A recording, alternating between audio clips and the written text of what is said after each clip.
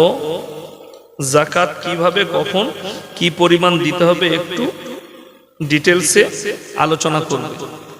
জাকাত লাখে 2500, 7.5 ভরি সোনা। কত বললাম? 7.5 ভরি সোনা। সেই পরিমাণ টাকা মালে নিসাব হলে আপনাকে জাকাত দিতে হবে। এবং কারোর কাছে যদি 3 ভরি সোনা থাকে আর 1 ভরি রূপো থাকে, তখন আবার তাকে জাকাত লেগে যাবে। আমাদের দেশের লোক একটু চালাক। কিরকম চালাক? তারা শুনেছে হুজুর বলেছে 7.5 ভরি সোনা হলে জাকাত দিতে হয়, বউকে বলছে 7-এর বেশি কিনবি, আটকিয়ে রাখো খানে। তার নাম হচ্ছে মূর্খ। জাকাত দিলে মালে বরকত হয় না? হয় না? বরকত হয়। আল্লাহ কোরআনে বলেছে যারা জাকাত দেয় মালে বরকত। এখানে আমি যেখানে বয়ান করছিলাম ওখানে মুমিনদের আখলাকের মধ্যে 3য় নম্বরটা আছে, ওয়াল্লাযীনা হুম লিয-যাকাতি ফাইলুন। তারা যেন যথাযথভাবে, যারা মুমিন হবে তারা যেন যথাযথভাবে যাকাত প্রদান করে। দানের 3টে সিস্টেম আছে। কটা বললাম? 3টে সিস্টেম দানের। ফিতরা, আপনার জীবনের ফিতরা আপনাকে দিতেই হবে। আপনি ক টাকা দিবেন, ক কিলো চাউল দিবেন, ওটা আপনার এলাকা ভিত্তিক হয়। কোন এলাকায় ক টাকা দাম আছে, কথাটা বুঝতে পারেন? আপনাদের এলাকায় হয়তো 5 টাকা কম হতে পারে কেজিতে, আমার এলাকায় 5 টাকা বেশি হতে পারে। টাউনশিপে দাম বেশি। এলাকা ভিত্তিক ওটা এলাকার আলেমরা, ইমামরা পরামর্শ করে বলে দিবে। এলাকার আলেম ইমাম যারা আছে তারা পরামর্শ করে বলবে যে আপনার এলাকায় বর্তমানের মূল্য হিসাবে এইবারে কত করে ফিতরা দিবে, ওটা বলে দিবে। 2য় নম্বর যাকাতের বিষয়টা। যাকাত একটা মারাত্মক জিনিস। যাদের যাকাত খরচ হয়েছে অথচ যাকাত দেয় না, জেনে রেখে দিবেন তারা এতিম আর মিসকিনের মালকে ভক্ষণ করে হারাম খাচ্ছে। এই দুটো বাইকে বক্তা নিয়ে এসো। এরা চালাকি জুড়েছে, মনে করছে মাল চলে যাচ্ছে, চলেই যা। না না, নিয়ে এসো বক্তা। অত সহজ নয়। মনে করেছে জেনারেটর জুড়েছি, মাল চালিয়ে যা। না, কালকে আমার অনেক দূরে জলসা আছে। কোথায়? রায়গঞ্জ, উত্তর দিনাজপুর। এইখান থেকে 500 কিলোমিটারের বেশি আমি ছুটব। কালকে জুম্মার নামাজের আগেই আমাকে বেরিয়ে যেতে হবে, রাস্তায় জুম্মা পড়তে হবে। যাই হোক, যেটা বলছিলাম শুনেলেন। দানের কোয়ালিটি অনেক মুসলমান জানে না। 3 জন যদি তোমার কাছে হাত পেতে, তাদের হাতকে কোনোদিন ফিরবে না। জোরে বলুন ইনশাআল্লাহ। 1 নম্বর হচ্ছে ওয়াতিদাল কুরবা, কাছের গরিব। এটা কোরআন। কার গরিব? কাছের গরিব। ইনি আমার পাশের চাচা হাজি সাহেব। ইনাকে বললাম, চাচা আমার বাড়িতে চাল নেই, কিছু টাকা দাও। লুকিয়ে, তাহলে আমার কাছে দানের 200 টাকা আছে, এটা নিয়ে যা, কেউ কি বলবি না। তাকে লুকিয়ে তার ইজ্জত বাঁচিয়ে যা চাল ডাল কিনে খা। সে খাবে, জান ভরে দোয়া করবে। কোরআনে আছে ওয়াতিদাল কুরবা, তোমার কাছের গরিব যদি তোমার কাছে হাত পাতে, তার হাতকে ফিরাবে না। ওয়াল ইয়াতামা ওয়াল মাসাকিন, আর এতিম আর মিসকিন যদি তোমার কাছে হাত পাতে, তার হাতকেও ফিরাবে না। 3য় নম্বর হচ্ছে ওয়াবনাস সাবিল ওয়ালা তুবাদ্দির তাবদীরা, মুসাফির যদি তোমার কাছে আসে হাত পাতে, এই 3 জন হাত পাতলে এদের হাতকে ফিরিও না। এদের দোয়াকে আল্লাহ কারেন্টের মতো কবুল করে নেয়। জোরে বলুন সুবহানাল্লাহ। আমাদের দেশে একটা সিস্টেম আছে, কেউ যদি হাঁটটা কাটটা লোক হাত পাতে, কি বলে জানেন? ওই তুই কাজ করে খেতে পারিস না, ভিক মাংতে এসেছিস, বলে না? বলে না। এর থেকে বড় অপরাধ কিছু নাই। নবীজি সাল্লাল্লাহু আলাইহি সাল্লামের হাদিস, কারোর যদি শক্তি থাকে তোমরা ভিক্ষা বৃদ্ধি করো না, কেউ যদি হাত পেতে দেয় তাকে অপমান করে তাড়িও না। নবীজি 2টো ভাষাই বলেছে। হয়তো সে কোনো মজবুরিতে আপনার কাছে হাত পেতে ফেলেছে, তার হাতকে ফিরিও না। আমি সেদিনে জায়গাটা বলে দিই, মনে করি কোথায় দাঁড়ালাম, কোথায়? হ্যাঁ, হাই রোডের ওপরে ডানকুনির কাছে দাঁড়ালাম একটা পেট্রোল পাম্পে। আমাকে পায়খানা লেগেছিল, আমি মনে দাঁড় করাও, পায়খানা করতে গেলাম। তো সেখানে চা খাবো, একটু হোটেল আছে পাশে।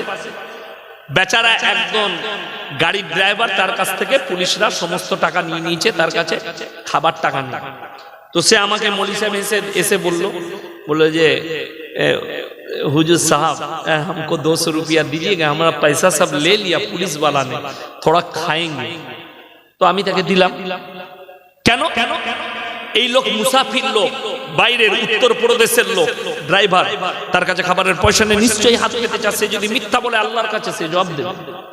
আমার মুসলমান ভাই, কেউ যদি হাত পাতে শুনেলেন, আপনি 1 টাকা দান করেন আর 2 টাকা সেটা জানি না, কিন্তু মাথায় রাখবেন আপনি যখন দান করছেন 1 টাকা হোক 2 টাকা হোক, মনে মনে ভাববেন আল্লাহ আমাকে তুমি দেনেওয়ালা বানিয়েছো, চাহনেওয়ালা বানাবা। কথাটা বুঝতে পেরেছেন না পারেন? আল্লাহ আমাকে দেনেওয়ালা বানিয়েছো, মানে আমার দ্বারা তুমি দান নিচ্ছ। একটু ভেবে দেখবেন যে যদি এই হাতটা যদি আমার হতো আর সামনেওয়ালা যদি ওই লোকটা হতো, কি হতো জানে? আমি সেদিনে যেতে যেতে সকালবেলায় ফজর হয়ে গেছে, আমি একটা দৃশ্য দেখলাম মোবাইলে। তো বিশ্বাস করুন, সেদিন আমি যখন বাড়িতে খেতে বসি, তা আমার মেয়ে আমার সাথে খেতে বসে, ছোট মেয়ে, সে আমার সাথে খানা খেতে বসে, আমরা সব একসাথে বসে খাই। তো আমি মোবাইলে একটা জিনিস দেখলাম, গোটা পৃথিবী কিন্তু এটার উপরে নীরব হয়ে আছে। ফিলিস্তিনের 2 জন শিশু, বাচ্চা ছেলে। সেদিনে আমি আর ভাত খেতে পারি নাই বেশি। আমার স্ত্রী বলল যে তরকারি কি ভালো হয়নি নাকি, আপনার কি রুচি হচ্ছে না? বিশ্বাস করুন আমার ভেতরের কষ্টতে আমার রুচি হয়। 2টো বাচ্চা ছেলে, ছোট ছোট আমার মেয়ের মতো, তারা দেখছি কোথা থেকে রুটি পেয়েছে, পানিতে ডুবিয়ে রুটিগুলো খাচ্ছে। আর একটা বাচ্চা, কোলের বাচ্চা, তাদের ভাই মা মারা গেছে, কেউ নাই, সেই বাচ্চাটা তো রুটিটাও খেতে পাচ্ছে না, কাঁদছে, তার মুখে পানি দিচ্ছে। আর গোটা পৃথিবী নীরব হয়ে বসে আছে। অনেক বেঈমান নেমো খারাম আমাদের দেশের মুসলমান আমাকে ফেসবুকে গালি দিয়েছে আরবের বিরুদ্ধে কথা বলার কারণে। আপনাদের জানা আছে এই হারামের আওলাদ সালমান প্রিন্স 25 কোটি টাকা খরচ করে একটা আর্টিস্টকে, ড্যান্সারকে নিয়েছে, তার নাম হচ্ছে কানাডার ড্যান্সার সাকিরা, তাকে নিয়ে স্টেজ শো করেছে। জলসায় কি বলবে, শাশুড়ি বউয়ের যেন মিল মহব্বত থাকে। আরে ঝগড়া তো শাশুড়ির কাছ থেকেই শুরু হয়। আমি যদি এসব বলে দিই, এই গ্রামের মেয়েরা বলবে 8 কুড়োর বেড়া হুজুরকে জীবনে দাওয়াত দিবি না, এও এক বিপদ। ওই জন্য বেশি কিছু বলবো না, হালকা করেই ডোজ দিয়ে যাব। আমার মায়েরা শুনবেন, নতুন বিয়ে হয়েছে, নতুন বৌমা এসছে বাপের বাড়ি থেকে, বৌমাকে বললো মা 2টি চাল ধুয়ে নিয়ে এসো, চাল ধুতে গেছে। শুনেলেন? আপনারা যদি মনে করছেন গল্প করছি, গল্প না, এটা শরীয়ত শোনাচ্ছি আপনাকে, আপনার সমাজে শান্তি ফেরানোর জন্য। তোমার ইসলাম কোরআন হাদিস দ্বারা বুঝে আসবে না। আমার মুসলমান ভাই, কলেজ চাল ধুতে গেছে কিংবা ডাল ধুতে গেছে, আচ্ছা মানুষ মাত্রে ভুল হতে পারে না? পারে না। 2টি ডাল পড়ে গেছে, চাল পড়ে গেছে, শাশুড়ি মা কেমন ভাবে বলবে, মা এইভাবে কাজ করতে নেই মা। তোমার শ্বশুর আব্বা দেখলে বকবে, ছেলে দেখলে বকবে, আল্লাহ দিয়া রুজি আল্লাহ কেড়ে নেবে, একটু সাবধানে কাজ করবে, অসুবিধা নেই। ওইগুলো তুলে ছাগলের ডাবাই না হলে গরুর ডাবাই দিয়ে দাও। বৌমা ভাববে আমার শাশুড়ি মা খুব ভদ্র নম্র। আর যদি শাশুড়ি বলে তোমার মা কাজ শিখনি, এরকম করে কাজ করছে, বলে তোর মা শিখিয়েছে, তুই করগা। কথাটা বুঝতে পেরেছেন না পারেনি? ঝগড়া কোথা থেকে শুরু হলো? তুমি যদি দাঁত খিচো, তোমাকে দাঁত খিচবে, আর তুমি যদি মা বলো, তোমাকে মা বলি ডাকবে। আজকে সমাজের অবস্থা কেন খারাপ বলে দিই। ছেলের বাপ মেয়ে দেখতে গেছে, মেয়েকে বললে নিয়ে এসো, নাস্তা পানি করেছে, কই মেয়েকে দেখবো, নিয়ে এসো। মেয়ে আসছে, মাথায় কাপড় ঢাকা দিয়ে ঢুকলো, আসসালামু আলাইকুম। ওয়ালাইকুম সালাম, বসো বসো। চেয়ারে বসলো। প্রথম প্রশ্ন কি করে জানেন? মা কোরআন পড়তে জানো? জি। মা নামাজ পড়ো? জি। কিন্তু মাল একদিনও নামাজ পড়ে না। ঠিক বললাম না? বললাম বাস্তব বলছি। নামাজ পড়ুক না পড়ুক, হ্যাঁ দিবে। এরপর ইমানদারির সঙ্গে বলো, বিয়ের পরে একদিনও তার শাশুড়ি না শ্বশুর কোনোদিন জিজ্ঞেস করলো না মা আজকে তুমি নামাজ পড়েছো কিনা, মা বাড়িতে বরকতের জন্য আজকে কোরআন পড়েছো কিনা। সেদিন থেকে আর মৃত্যুকাল পর্যন্ত কোনোদিন শাশুড়ি আর শ্বশুর জিজ্ঞেস করলো না সেই বাড়িতে বরকত কি করে আসতে পারে, সেই বাড়িতে বরকত আসতে পারে না। তুমি যে বাড়িতে বৌমাকে এনেছো প্রত্যেক দিন আদেশ দাও বাড়িতে কোরআন পড়ো, কিন্তু পড়বে কি করে? বাড়িতে তো টিভি রাখা আছে, শাশুড়িও সিরিয়াল দেখছে, বৌমাও সিরিয়াল দেখছে। নামাজ পড়ে। আমাদের দেশের মায়েরা ওই জন্য রমজান মাসে একবার খালি কোরআন পড়ে 30 দিন। ঠিক বললাম না ভুল বললাম? তোমার বাড়িতে বরকত চাইলে প্রত্যেক দিন কোরআনের তেলাওয়াত করো। আমার মুসলমান ভাই, ইমানদারির সঙ্গে বলে যাচ্ছি, নামাজ কেউ ছাড়বেন না। জোরে বলুন ইনশাআল্লাহ। এটা 1 নম্বর। খুশু খুজুর সঙ্গে নামাজ আদায় করুন। মায়েদিকেও অনুরোধ করে যাচ্ছি। 2 নম্বর, ওয়াল্লাযীনা হুম আনিল লাগবি মুরিদুন, এবং তারা যেন নিজেদিকে গুনাহ কাটা থেকে বঞ্চিত রাখে। সমস্ত রকমের পাপ থেকে নিজেদিকে বঞ্চিত রাখুন। বর্তমানে এতগুলো পাপ বেঈমান কাফেররা আপনার উপরে চাপিয়ে দিয়েছে, আমার উপরে, আপনি অনুভব করতে পারবেন না। একটা একটা করে বলি, পাপগুলো দেখুন, ইমানদারির সঙ্গে বুঝবেন। আজকে আমাকে যদি জিজ্ঞেস করেন, হুজুর আপনি কে, আমি আমার বাপের নাম লুবো না মায়ের? কথা বলেন, বাপের। আমি যদি ইনাকে জিজ্ঞেস করি আপনি কে, ইনার আব্বা বেঁচে আছেন নাকি জানি না, আছেন না? আব্বা মারা গেছে। ইনাকে যদি জিজ্ঞেস করি আপনি কে, ইনি কিন্তু মায়ের নাম লিবেন না, বলবে আমি মৃত অমুকের ছেলে। ঠিক কিনা কথা বলে? বাপের নাম লিবে। আপনারা যারা আছেন, যাকে জিজ্ঞেস করব বাপের নাম লিবে, মায়ের নাম লিবে না। কেন? ইনসানের যে পরিচয় আল্লাহ ঘটিয়েছে পৃথিবীর বুকে, ওটা বাপের দ্বারা, মায়ের দ্বারা। আপনাদের এখানে ছাগল আছে না? আছে। গরু আছে না? নাই। আচ্ছা, ছাগলের ছানা হলে আপনারা পাঁঠার ছানা বলেন না? ছাগলের কথা বলে না? ছাগলের গায়ের বাচ্চা হলে ষাঁড়ের বাচ্চা বলেন না? বলেন গায়ের বাচ্চা। কেন? আল্লাহ জানোয়ারের পরিচয় ঘটিয়েছে মায়ের দ্বারা, বাপের দ্বারা নয়। জানোয়ারের পরিচয় এটা মায়ের দ্বারা আল্লাহ ঘটিয়েছেন, আর ইনসানের পরিচয় দিয়েছে বাপের দ্বারা। নবীজি সাল্লাল্লাহু আলাইহি সাল্লামের হাদিস, কিয়ামতের পূর্বে সমাজের বুকে হারাম আওলাদে ভরে যাবে। কিসে ভরে যাবে? হারাম আওলাদে ভরে যাবে। তার একটা একটা করে ব্যাখ্যা করে দিয়ে যায়, হারাম আওলাদ কি করে ভরে যাবে। বর্তমানে বেঈমান কাফেররা আপনাকে দিয়ে জিনা করায়, কিন্তু নাম পাল্টি দিয়েছে। আপনি জিনাতে লিপ্ত হন, অথচ নাম পাল্টি দিয়েছে। হে আমার যুবক যুবতীরা শোনো, তারা নাম দিয়েছে জিনা করার জন্য ভ্যালেন্টাইন ডে। কি নাম দিয়েছে বললাম? Valentine day. এটা হচ্ছে ইহুদি নাসারাদের বেঈমান কাফেরের দেওয়া নাম। এই নামের অর্থ হচ্ছে জিনা করা। চকলেট ডে, জিনা করার দিন। কিস ডে, জিনা করার দিন। বেঈমান কাফেররা নাম দিয়েছে রিলেশনশিপ। রিলেশনশিপ মানে স্বামী স্ত্রীর মতো থাকবে, সম্পর্কে থাকবে, অথচ তারা বিবাহ করবে না, অথচ তারা লিগেলের মতো থাকবে। আর যে বাচ্চাগুলো পয়দা হবে, সেই বাচ্চাগুলো হবে হারাম আওলাদ। কি আওলাদ বললাম? হারাম আওলাদ। তাদের বিবাহের প্রয়োজন পড়বে। নামি দামি প্লেয়ার, আমি নাম করব না, সে তার 9 বছরের মেয়েকে নিয়ে তার মাকে বিয়ে করতে গেছে। আর্জেন্টিনার প্লেয়ার, দামি প্লেয়ার, ফুটবল প্লেয়ার, আমি নাম উচ্চারণ করব না, যেহেতু এখানে রেকর্ডিং হচ্ছে, আমার নামে কেস হতে পারে। তার মাকে নিয়ে, মানে বিয়ের আগে রিলেশনশিপে ছিল, বাচ্চা পয়দা হয়েছে, চলে গেছে। বর্তমানে ভারতবর্ষে মুসলমানদের কাছে একটা বড় পাপ চলে এসেছে, সেই পাপটার নাম হচ্ছে পরকীয়া। পরকীয়াকে লিগ্যাল করে দেওয়া হয়েছে। আপনাকে বলে দিই, এই পরকীয়াটা লিগ্যাল হয়ে যাওয়ার কারণে বর্তমানে অনেক মুসলমান ছেলে লোকের বউকে নিয়ে পালিয়ে গিয়ে ঘর করছে।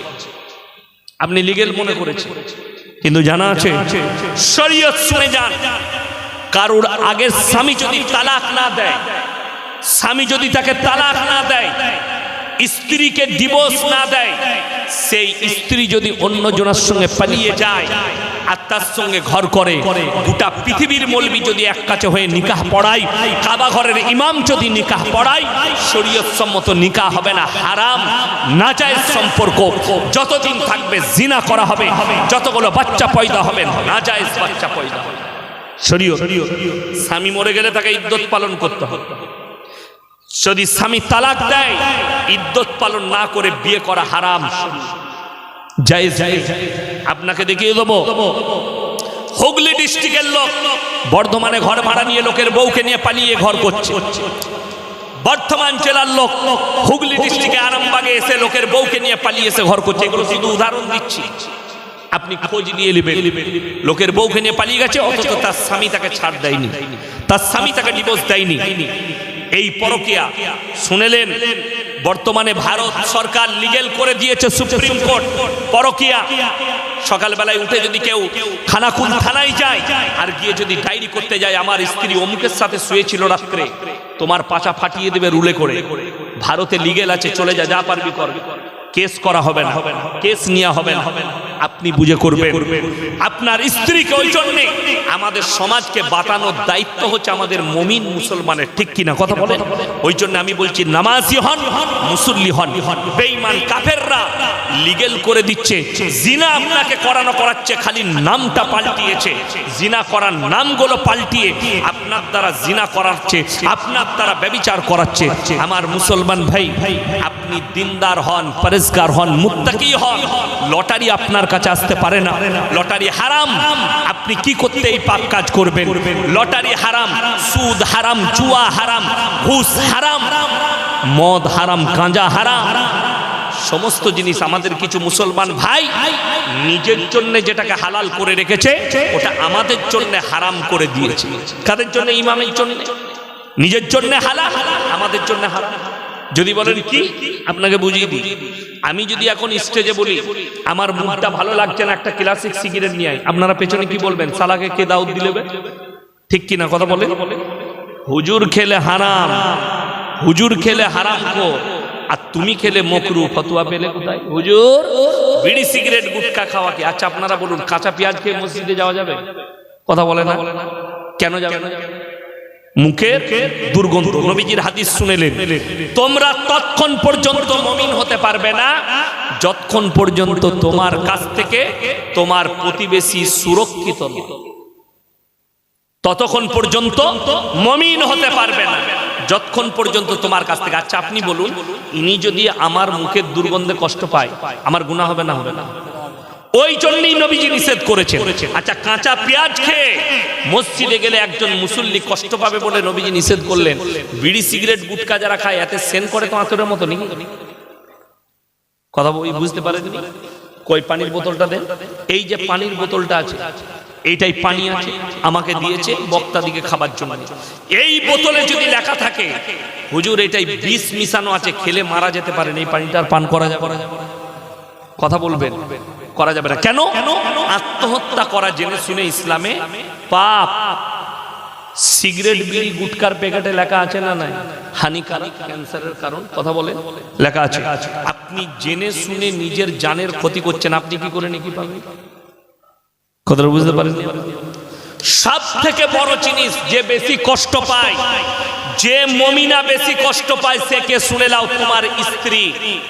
তুমি কি কোনোদিন জিজ্ঞেস করেছো যে আমি বিড়ি খাই, সিগারেট খাই, গুটকা খাই, তোমার পাশে শুই, তোমার কি কষ্ট হয়? তোমার বিবির বুকটা ফেড়ে দেখানোর হলে দেখিয়ে দিত। তারা কষ্ট পায় কিন্তু স্বামী বলে বলতে পারে না। সে যদি মনের কষ্ট পায় তোমার দুর্গন্ধে, তোমার গুনাহ হবে, তুমি লিখে নিয়ে যাও কাগজ কলম। ওই জন্য আপনি নিজের জন্য মকরু করে রেখেছেন, খাবেন, আর হুজুরের জন্য, হুজুর খেলে তার ইমামতি চলবে না, তাকে মসজিদ থেকে বার করে দিবে। কত ভালো যুক্তি আপনি। ওই জন্য ইসলামটাকে ভালো করে বুঝতে শিখুন। বিসমিল্লাহ। যে হুজুর খেলে যদি ক্ষতি হয়, তার পেছনে নামাজ না পড়ে আমি কি করে খাবো? কষ্টটা তো ওই জায়গায় যে আপনি নিজেকে মুমিন বলছেন, মুমিনের আখলাক এনেছেন, আপনি পাপগুলো থেকে নিজেকে বাঁচাতে পেরেছেন।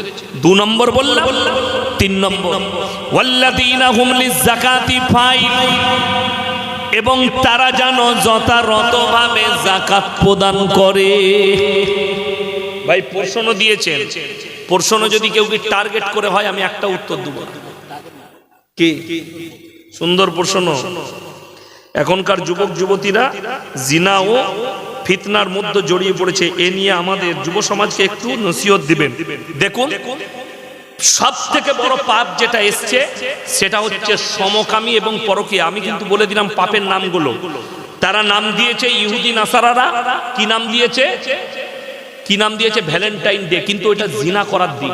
আমি বলিনি, পশ্চিম বাংলার যতগুলো বড় বড় মিডিয়া আছে তারা বলেছে একদিনে কলকাতার বুকে 3.5 থেকে 4 লাখ খালি কন্ডম বিক্রি হয়েছে। নাউজুবিল্লাহ বলে সব জিনা করা হয়েছে এই কন্ডম গুলো কিনে। চকলেট ডে, কিস ডে, এগুলো সব নাম পাল্টিয়েছে। আপনারা বলুন, আমাদের যুব সমাজ অসত্য হয়ে পড়েছে কিসে? পহেলা জানুয়ারি পিকনিক করা, জানুয়ারি মাসে করে না করে না, কথা বলেন করে, ডিজে বাজিয়ে করছে। আল্লাহর কসম খেয়ে বলছি, কোরআনকে যদি বিশ্বাস করেন, আপনার কাছে যে মাদ্রাসা আছে, সব থেকে বড় মাদ্রাসা হুগলি ডিস্ট্রিক্টের শান্তা মাদ্রাসা, ঠিক কিনা কথা বলেন, শান্তা বড় মাদ্রাসা, ওখানে যিনি তফসির পড়ায়, কোরআনের তফসির পড়ায়, সেরকম একজন ভালো মুফতির কাছে যাবেন আর বলবেন এর ব্যাখ্যাটা করে দেন। কোরআনে আছে সূরা ফাতিহার একবারই শেষ আয়াত, গায়রিল মাগযুবি আলাইহিম ওয়ালাদ দাল্লিন। মাগযুম মানে ইহুদি, দাল্লিন মানে নাসারা। এই দুটো দলই পদভ্রষ্ট, আর এদের যারা অনুসারী হবে তারাও পদভ্রষ্ট হয়ে যাবে। আচ্ছা, আরবির প্রথম মাসের নাম কি বাবা? কথা বলে না, মুহররমের মাস। এই মুহররম মাস এর বড় ফজিলত হাদিসে এসছে না আসেনি? আচ্ছা, কোন হুজুর বলেছে কোনদিন যে পহেলা মুহররম ফিস্টি করবি? এই আমার যুবকরা শোনো, যদি তোমার মনে হয় চাঁদা একটা করে কিছু খাবো, রমজানুল মুবারকের মাস আসছে, টাকা তুলো, মসজিদে ইফতারি করো, এতিম মিসকিন গরিব মুসাফির যারাই আছে সকল মিলে আমরা ইফতারি করব, নেকি পাবেন। জোরে বলুন সুবহানাল্লাহ। একটা রোজদারকে কেউ যদি ইফতারি করায় 70টা রোজদারের সমান নেকি তোমার নামায় আমলে লেখা হবে। জোরে বলুন সুবহানাল্লাহ। আপনি এটাকে মানেন? বড় কষ্ট লাগে আমাদের মুসলমান যুবক হোক যুবতী হোক, 100 জনের মধ্যে 95 জন 12টা আরবি মাসের নাম জানে না। ঠিক বললাম না ভুল বললাম? তুমি নিজেকে মুসলমান বলে পরিচয় দাও, ইহুদি নাসারাদের কালচার নিচ্ছ। আজকে বর্তমানে যুব সমাজে যে পাপটা আসছে শুনেলেন, বুখারী শরীফের হাদিস 5885 নম্বর হাদিস, আল্লাহ দুজন ব্যক্তির দিকে কিয়ামতের দিনে তাকাবেন না। একটা দেখবেন এটা বাংলাদেশ থেকে পাপটা বেশি শুরু হয়েছে, সেটার নাম হচ্ছে শরীফ থেকে শরীফা।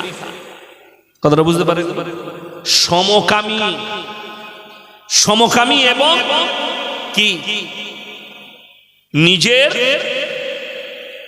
লিঙ্গ পরিবর্তন করা। এখন লিঙ্গ পরিবর্তন হচ্ছে, অনেক পুরুষ ছেলে দেখবেন, বেটা ছেলে কানে বালি পড়ে, পড়ে না পড়ে না?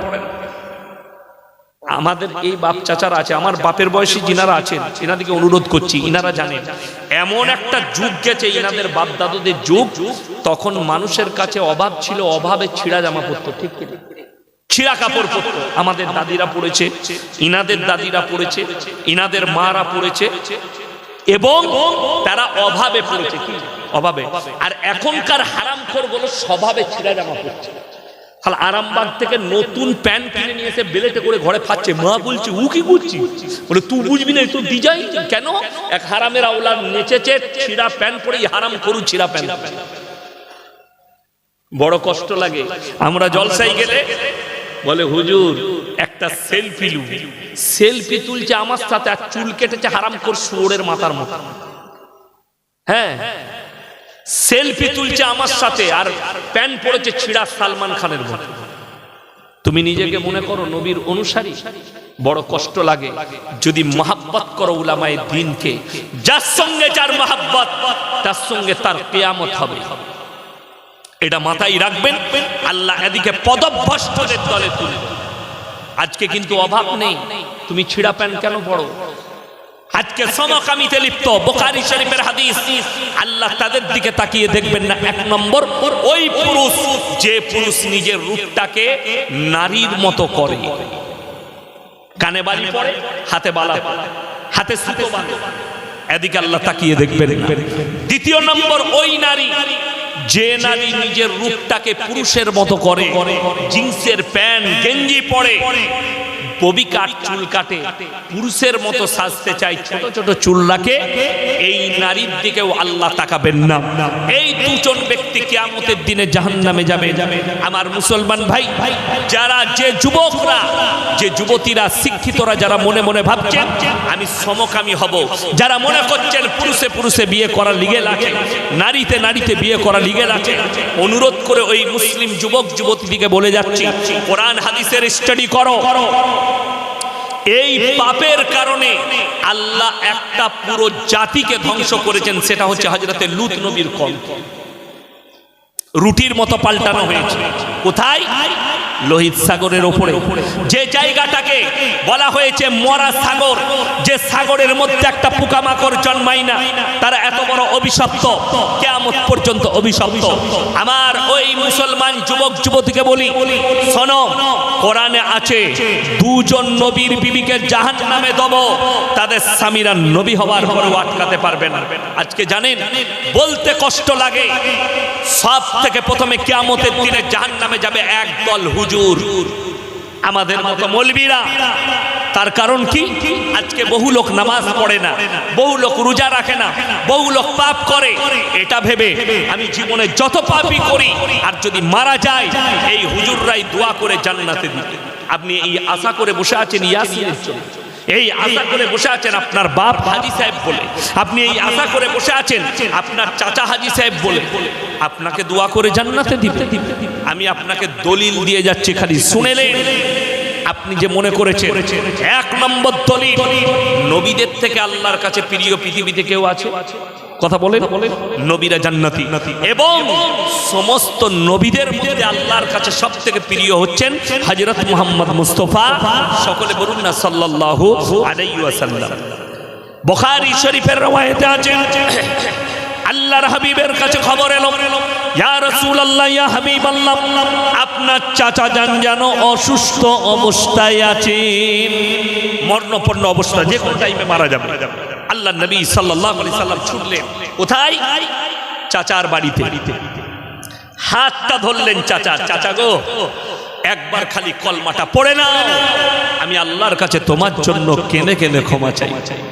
নবীজি চাচার উত্তর কি বেরিয়ে এলো শুনেলেন, হে আমার ভাইপো, আমি যদি বার্ধক্যে কলমা পড়ি লোকে বলবে মৃত্যু ভয়ে কলমা পড়েছে। আমার আল্লাহ রাব্বুল আলামিন সঙ্গে সঙ্গে আয়াত পাঠালেন, ইন্নাকা লা তাহদি মান আহবাবতা ওয়ালাকিন্নাল্লাহা ইয়াহদি মান ইয়াশা। ভাই পুরো ব্যাখ্যা করব তো ঝামেলা করেন না, উত্তর দেয়া হবে ঠিক, বক্তা চলে এলে পরের বক্তা উত্তর দিবে, আমি আর দেবো না। আমার টাইম আমি ঠিক ভেঙে ভেঙে বলছি, পুরো ক্লিয়ার করতে হবে বলে, ঠিক কিনা? হ্যাঁ, তাতে বাকি থেকে হ্যাঁ ও হালকা গুলো শেষে মেরে দেবে। হ্যাঁ, এখন তার ভারীটা আগে শেষ করি, আপনার কথা আমি মানবো ইনশাআল্লাহ। শুনেলেন আল্লাহ নবী সাল্লাল্লাহু আলাইহি সাল্লাম, তিনি তিনার কাছে আয়াত এলো, ইন্নাকা লা তাহদি মান আহবাবতা ওয়ালাকিন্নাল্লাহা ইয়াহদি মান ইয়াশা। সকলে বলুন, হিদায়াতের মালিক কে? আরো জোরে বলুন, কে? আল্লাহ। আমার আল্লাহ বললেন, হে আমার নবী, হিদায়াতের দপ্তরটা আমার আল্লাহর হাতে, আমার ইচ্ছা নেই তোমার চাচা কলমা পড়তে পারবে না। নবীজির চোখে পানি এলো। পরের আয়াতটা শুনলে আপনার সব দিমাগটা খুলে যাবে। আমার নবী বিশ্ব নবী আল্লাহর কাছে কাঁদতে লাগলেন, ওগো আল্লাহ, তুমি যতদিন নাই আমাকে নিষেধ করছো, আমি আমার চাচার জন্য কেঁদে কেঁদে আপনার কাছে ক্ষমা চাইব। নবীজি আল্লাহর কাছে কাঁদতে শুরু করলেন, আল্লাহ, এটা আমার চাচা, যে চাচা বলেছে আমি যতদিন বেঁচে আছি তোমার গায়ে কেউ হাত লাগাতে পারবে না। আমার এরকম হিতাকাঙ্ক্ষী চাচা চলে গেছে, আল্লাহ আমি তার জন্য কাঁদছি। আল্লাহর পরে আয়াত পাঠালেন, কি আয়াত? মা কানা লিন নবী ওয়াল্লাযীনা আমানু আন ইস্তাগফিরু লিল মুশরিকিন ওয়ালাউ কানু উলি কুরবা। হে আমার নবী এবং মুমিনরা শুনে নাও, এখানে আল্লাহ একা নবীকে নসিহত করেন, নবী এবং মুমিনরা শুনে নাও, যারা মুশরিক হয়ে বেঈমান কাফের হয়ে বদ্দিন হয়ে মারা গেছে তাদের লেগে দোয়া করতে পাবে না, যদিও তারা তোমাদের নিকটতম আত্মীয় হয়। আরামবাগে হাই রোডে অ্যাক্সিডেন্ট হয়ে মারা গেছে, 3 বোতল মদ খেয়ে, বলে চিন্তা নাই ইয়াসিন হুজুরকে দাওয়াত দে। আমাকে দাওয়াত দিলেন, হুজুর অ্যাক্সিডেন্ট হয়ে মারা গেছে। আমি বললাম, আল্লাহ, আল্লাহ তুমি শহীদের মর্তবা দাও, জান্নাতুল ফিরদৌস দান করো। দিয়ে হয়ে গেল মিলা, খেতে বসেছি, দেশি মুরগি দিয়ে ভাত দিয়েছে। আমি বললাম, বাবা কি করে মরলো বাপ? ছেলে খুব বদমাস ছিল, 3 বোতল মদ খেয়ে অ্যাক্সিডেন্ট করেছে। আমি তোবা তোবা, কাকে দিলাম বে জান্নাতে? যে সারা জীবন মদের ভাটিতে জীবনটা কাটিয়ে দিয়েছে, সারা জিন্দেগি গাঁজার ভাটিতে জীবন কাটিয়েছে, তুমি হুজুরকে দেশি মুরগি খাইয়ে তাকে জান্নাতে পাঠাবে? নবীজির চাচা কি অপরাধ করলো তাহলে? খুব কথাটা ভালো করে শুনবেন। হযরতে নূহ নবী আর লূত নবী কোরআনে আছে, মায়েরা শুনবেন।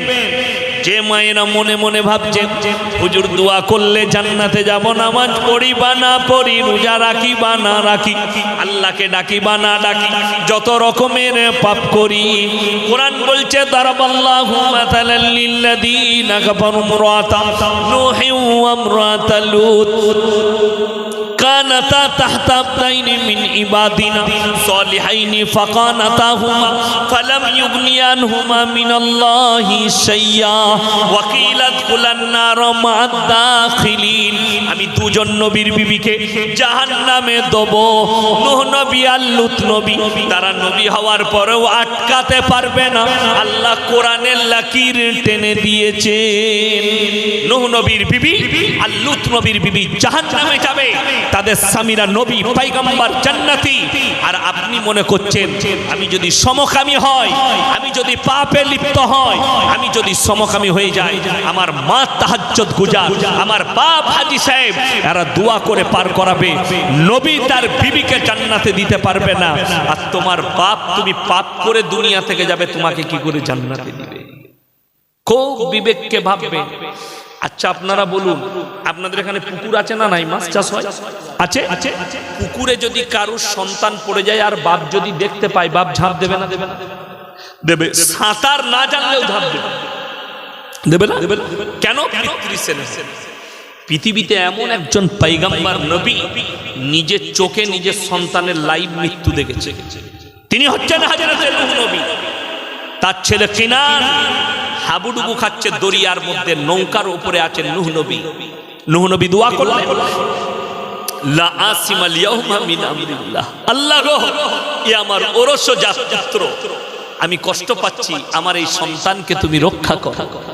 আল্লাহ বললেন লামিনাল খাসিরিন, হে নূহ, হাত নামিয়ে নাও, যে আমাকে মানেনি, আমার নবীকে মানেনি, আমার দ্বীনকে মানেনি, তার জন্য তুমি আমার কাছে আবেদন নিবেদন করো না, তা না হলে তোমাকেও ক্ষতিগ্রস্তদের মধ্যে ফেলে দেবো।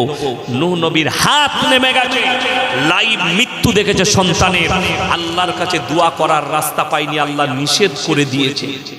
আর তুমি ভাবছো তুমি সুদ খেয়ে সারা জীবন মারা যাবে, পাপ করে মারা যাবে, বেঈমান কুফরি করে মারা যাবে, আর তোমার মৌলবি আর তোমার বাপ তোমার লেগে দোয়া করে জান্নাতে দেবে। তাহলে আল্লাহর নবীর চাচা কি দোষ করলেন? নূহ নবীর বিবি কি অপরাধ করলেন? আপনাদের কোরআন জানা আছে, ভালো করে স্টাডি করুন কোরআন আর হাদিসে। ফেরাউন জাহান্নামী না জান্নাতি? কথা বলে না? জাহান্নামী। কিন্তু আল্লাহ কোরআনে ঘোষণা করেছে তার বিবি জান্নাতি আসিয়া। জোরে বলুন সুবহানাল্লাহ। আসিয়াকে আল্লাহ জান্নাত দেবে, তার স্বামী ফিরাউন জাহান্নামে যাবে। আমার মুসলমান ভাই, আপনার বিবি যদি বেনামাজি হয়, বেপর্দা হয়, আপনি দাওয়াত দেন, হে আমার বিবি নামাজি হও, হে আমার বিবি পরেজগার হও। তাই যুবক দিকে সাবধান করে যাচ্ছি, তোমরা সমকামী হবে না, বেঈমান কাফেরদের পাপ থেকে নিজেকে বাঁচাও।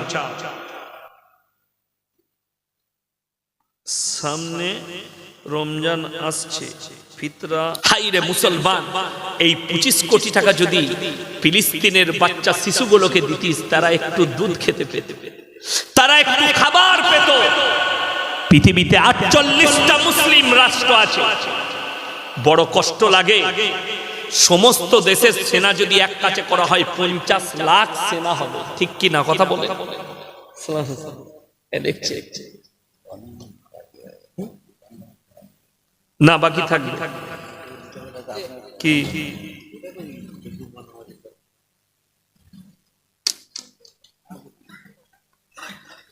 এই তো, এটা আপনার জন্য রইল। আমার ভাই, আপনারা দোয়া করবেন। আমার নেচার হচ্ছে বক্তাকে বসিয়ে 1 সেকেন্ড কথা বলা যাবে না, এটা আমার নেচার, কি বুঝলেন? তো ওই জন্যে উনি লাস্টে এটার উত্তর দেবেন। কালকে জুম্মা আছে, জুম্মার ব্যাপারে মনে হয় লিখেছে, আমি অতটা ডিটেলস পড়লাম না। ভাইজান চলে এসছে, আপনারা আমার জন্য দোয়া রাখবেন, আমি আপনাদের জন্য দোয়া রাখি। সকলে জোরে বলুন ইনশাআল্লাহ। আমার জন্য দোয়া করবেন সকলে যদি ইনশাআল্লাহ। আমার মাদ্রাসার জন্য দোয়া করবেন। আর যা প্রশ্ন ওনাকে বলে দেবেন। চেয়ারে বসে মসজিদে নামাজ হবে না। চেয়ার হচ্ছে টাটাসের জিনিস। চেয়ার কি? টাটাস। এই যে এটাই বসেছি আমি বক্তা, একটা মনে ফিলিং আসছে স্টাইলে। কথাটা বুঝতে পেরেছেন না? পারেন? ইসলামে আপনি নিচে বসে পড়ুন। আমাদের দেশে অনেক লোক আছে গোটা বাজার ঘুরে এসে মসজিদে চেয়ারে বসে নামাজ পড়ছে। যদি চেয়ারে বসে নামাজ পড়তে যান বাড়িতে পড়বেন, মসজিদে চেয়ারে বসে নামাজ পড়া যাবে না, নিষেধ আছে। কোন রকমের রাস্তা নাই। বড় বড় ফকিরা মুফতিরা সবাই নিষেধ করেছে, আমিও নিষেধ করে যাচ্ছি। আপনারা দোয়া রাখবেন, আমি দোয়া রাখি। আমার মাদ্রাসার জন্য দোয়া করবেন। আমিন। ওয়া আখিরু দাওয়ানা আনিল হামদুলিল্লাহি রাব্বিল আলামিন। সবাই দরুদ শরীফ পড়ুন। আল্লাহুম্মা। ভাই মাইক ম্যান তুমি এসো।